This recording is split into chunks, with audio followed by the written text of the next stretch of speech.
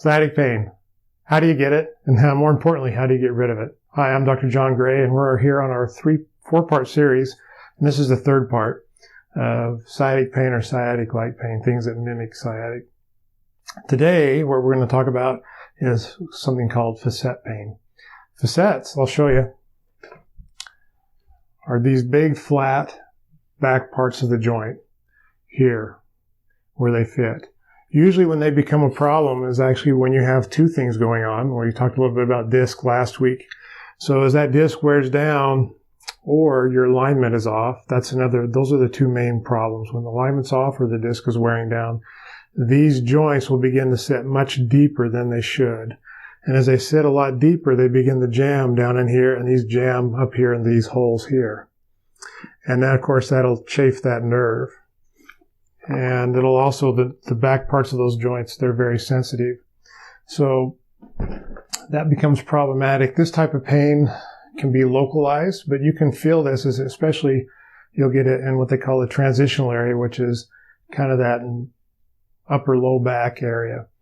And that'll come down around the front of the hips sometimes, that discomfort. And you'll feel that in the legs a little bit, in the thighs. So how do you get rid of that?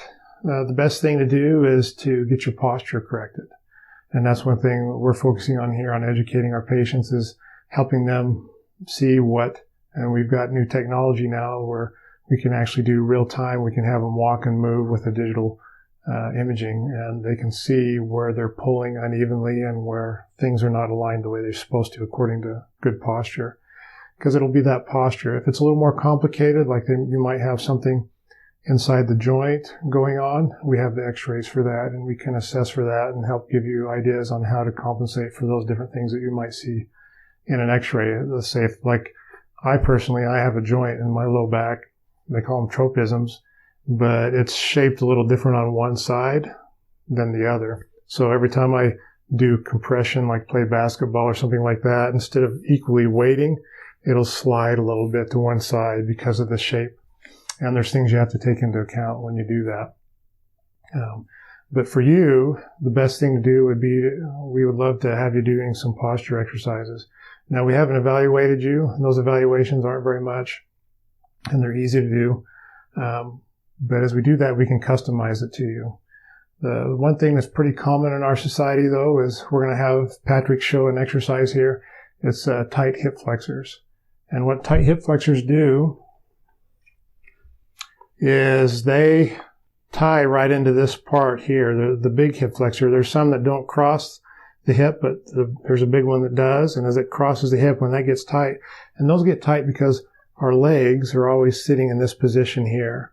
And a lot of times when we sit, because of all the sitting that we do, either driving a car or work, and so we're relaxing at home in front of the TV. I mean, we have a lot of sitting activity. So these guys sit at 90, and they're shortened a lot. So when we stand, they will pull, and as they stand, they pull this guy forward.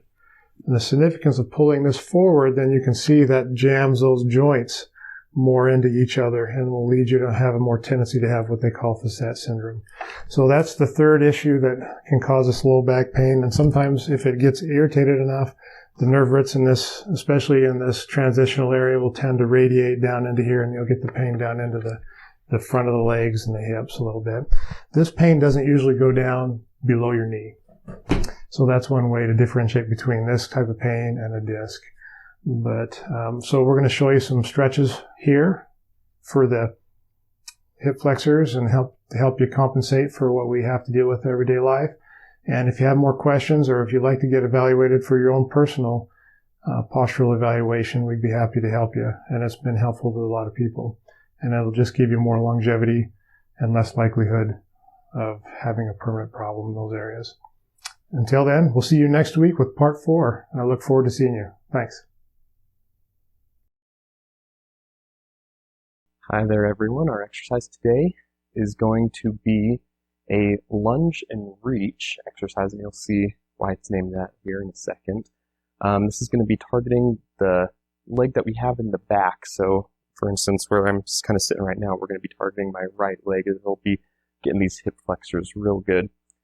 We've done one in the previous parts of the sciatic series here with the sideline quad stretch if you've seen that video, but this one is going to target those hip flexors just a little bit more.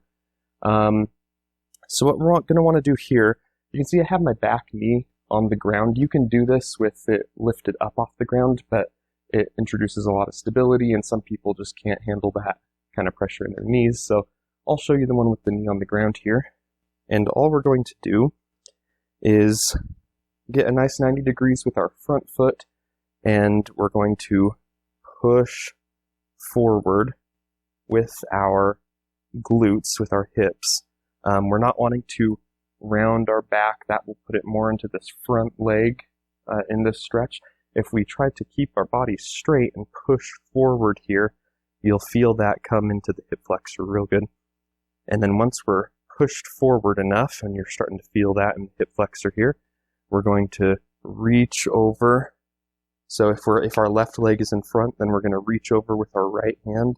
And once you start reaching over, you'll really feel that deep stretch in the hip flexor. And we'll hold this for 20 to 30 seconds. And then you can relax and continue on the other side. That's it for today. See you, everyone.